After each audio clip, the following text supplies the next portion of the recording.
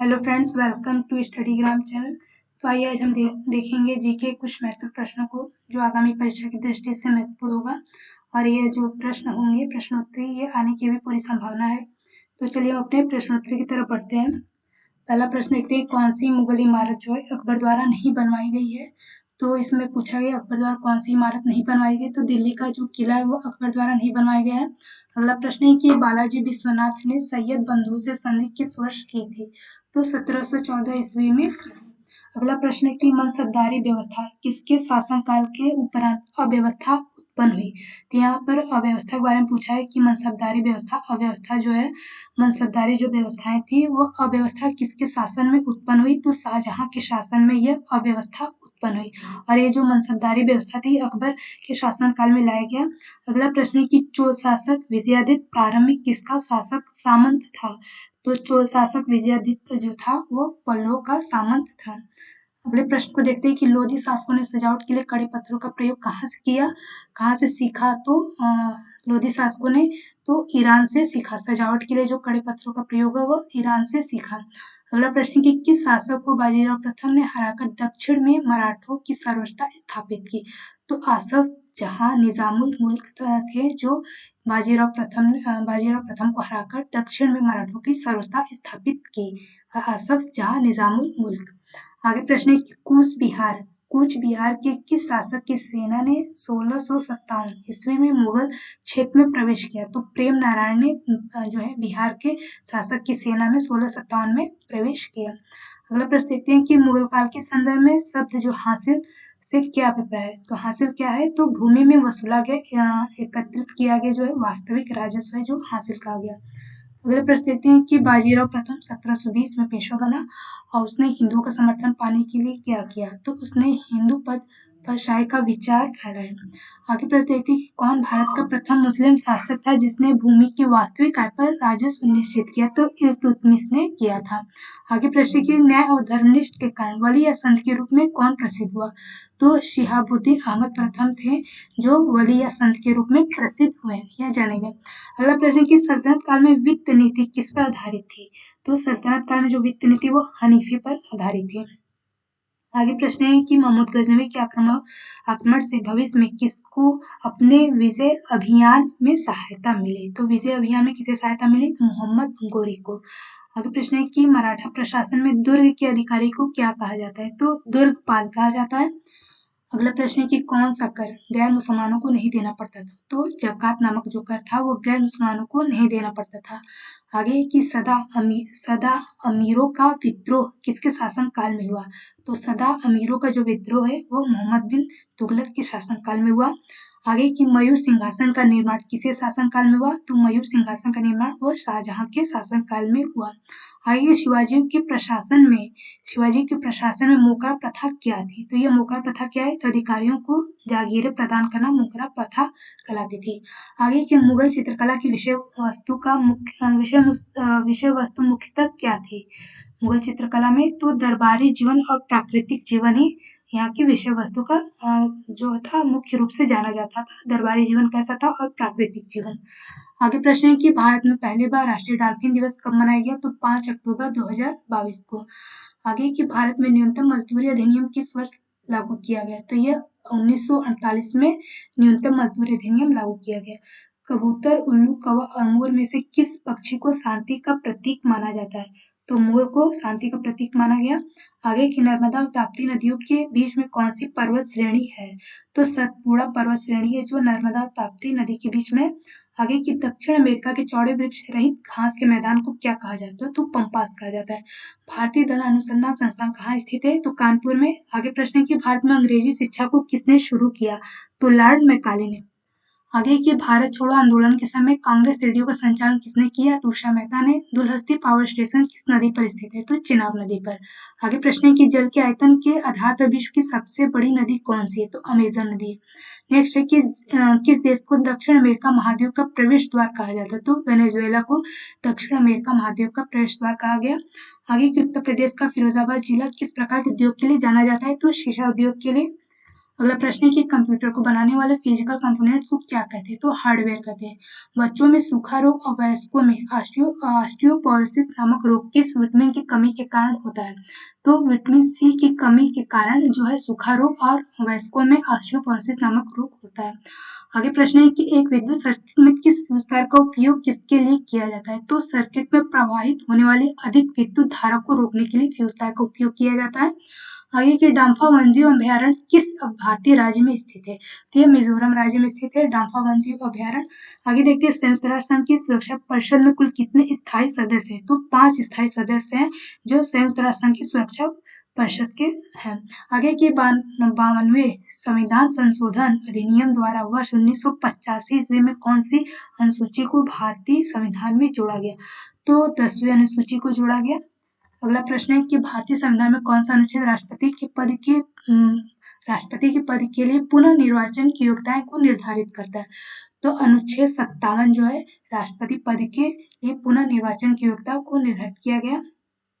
अगला प्रश्न है कि वर्ष 1906 ईस्वी में किसने कलकत्ता कांग्रेस अधिवेशन की अध्यक्षता की? तो दादा भाई नेहरूजी ने। आगे हम देखेंगे भारतीय राष्ट्रीय कांग्रेस के प्रमुख अधिवेशन को, जो भारतीय राष्ट्रीय आंदोलन से संबंधित है, जिससे प्रश्न बहुत सारे महत्वपूर्ण बनते हैं।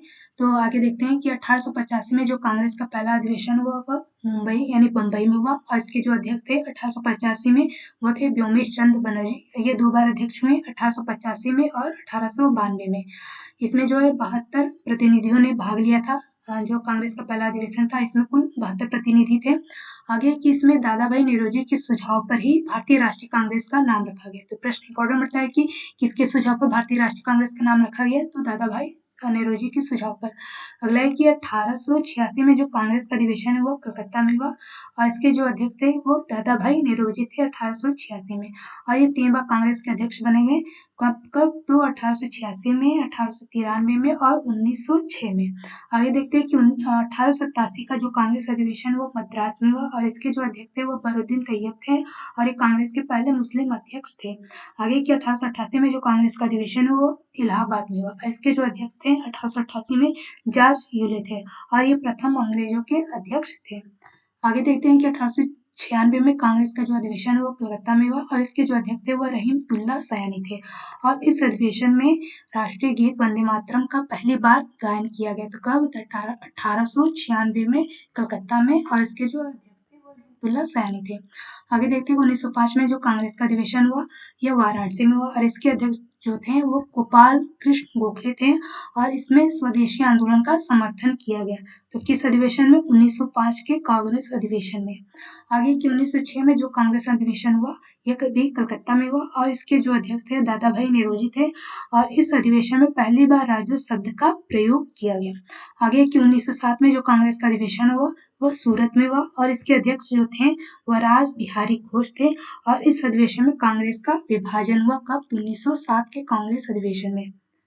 आगे देखते हैं 1911 में जो कांग्रेस अधिवेशन हुआ ये कलकत्ता में हुआ और इसके जो अध्यक्ष थे वो विशन नारायण धर थे और इस अधिवेशन में जो है पहली बार जनगण मन का गान किया गया। तो किसके अधिवेशन में?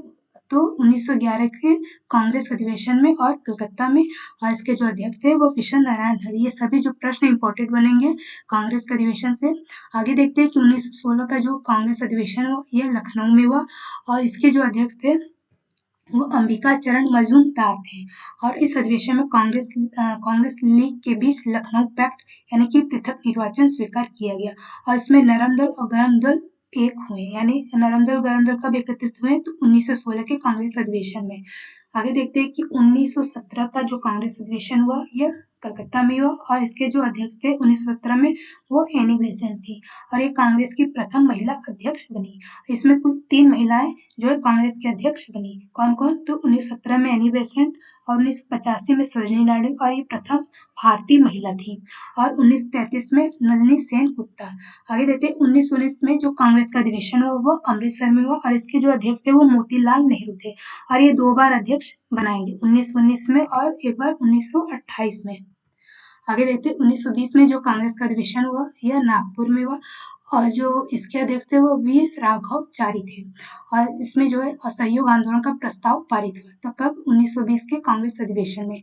आगे इसमें कि कांग्रेस द्वारा पहली बार भाषाई आधार पर प्रांत का गठन भी इसमें किया गया। आगे देखते हैं कि 1924 में जो कांग्रेस का अधिवेशन हुआ यह बेलगांव यानी कर्नाटक में हुआ और इसके जो अध्यक्ष थे 1924 में महात्मा गांधी थे केवल एक बार। आगे देखते हैं 1929 में जो कांग्रेस का अधिवेशन हुआ वो लाहौर में हुआ और इसके जो अध्यक्ष थे वो जवाहरलाल नेहरू थे और इस अधिवेशन में पूर्ण स्वराज का जो है प्रस्ताव पारित हुआ। किसमें? तो जवाहरलाल नेहरू के अध्यक्ष में और ये 1929 में हुआ और इसमें 26 जनवरी और 1930 को स्वतंत्रता दिवस मनाने का निश्चय किया गया। तो किस अधिवेशन में? 1929 के कांग्रेस अधिवेशन में ये जो कार्य किया गया। आगे देखते हैं कि 1931 में जो कांग्रेस का अधिवेशन हुआ ये कराची में हुआ और इसके जो अध्यक्ष थे वो वल्लभ भाई पटेल थे और इस अधिवेशन मौलिक अधिकार संबंधी प्रस्ताव पारित किया गया 1931 में। और इसी अधिवेशन में गांधी ने कहा था कि गांधी मर सकते परंतु गांधीवाद नहीं।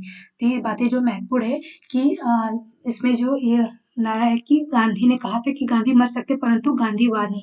तो पूछा जा सकता है। तो ये 1931 का कांग्रेस का अधिवेशन है और इसके जो अध्यक्ष थे वो वल्लभ भाई पटेल थे। आगे देखते हैं कि 1936 में जो कांग्रेस का अधिवेशन हुआ वो लखनऊ में हुआ और इसके जो अध्यक्ष थे वो अध्यक्ष जवाहरलाल नेहरू थे और इस अधिवेशन में नेहरू ने कहा कि मैं समाजवादी हूँ। तो कौन से अधिवेशन में? 1936 में। आगे कि 1937 में जो कांग्रेस का अधिवेशन हुआ वो फैजपुर में और इसके भी अध्यक्ष जवाहरलाल नेहरू में और ये पहली बार कांग्रेस का अधिवेशन किसी गाँव में हुआ। आगे कि 1938 में जो कांग्रेस का अधिवेशन हुआ हरिपुर गुजरात में हुआ और इसके जो अध्यक्ष थे वो सुभाष चंद्र बोस थे 1938 में और इसी अधिवेशन में राष्ट्रीय नियोजन समिति का गठन भी किया गया। आगे कि 1939 का कांग्रेस अधिवेशन है जो है वो त्रिपुरा में हुआ यानी त्रिपुरी जबलपुर मध्य प्रदेश स्थान पर हुआ। त्रिपुरी स्थान है जो मध्य प्रदेश में स्थित है जबलपुर में और इसके जो अध्यक्ष थे 1939 में वो सुभाष चंद्र बोस भी थे और इसी अधिवेशन में गांधी जी के विवाद होने के कारण सुभाष चंद्र बोस थे उनके द्वारा त्यागपत्र दिया जाना था और राजेंद्र प्रसाद को अध्यक्ष बनाया गया 1939 में। आगे देखते हैं 1940 का जो कांग्रेस अधिवेशन है वो रामगढ़ में हुआ और इसके जो अध्यक्ष थे वो अबुल कलाम आजाद थे और ये सबसे लंबे समय तक कांग्रेस के अध्यक्ष रहे। ये प्रश्न इंपॉर्टेंट बनता है कि सबसे लंबे समय तक कांग्रेस के अध्यक्ष कौन रहे? तो अबुल कलाम आजाद थे और ये 1940 से 1945 तक रहे। आगे कि 1947 को जो कांग्रेस अधिवेशन है वो कब हुआ? तो जेबी कृपलानी की अध्यक्षता में हुआ। तो फ्रेंड्स अभी के लिए इतना ही और भी कुछ हम जीके के महत्वपूर्ण प्रश्नोत्तरी देखेंगे नेक्स्ट वीडियो में। जय हिंद।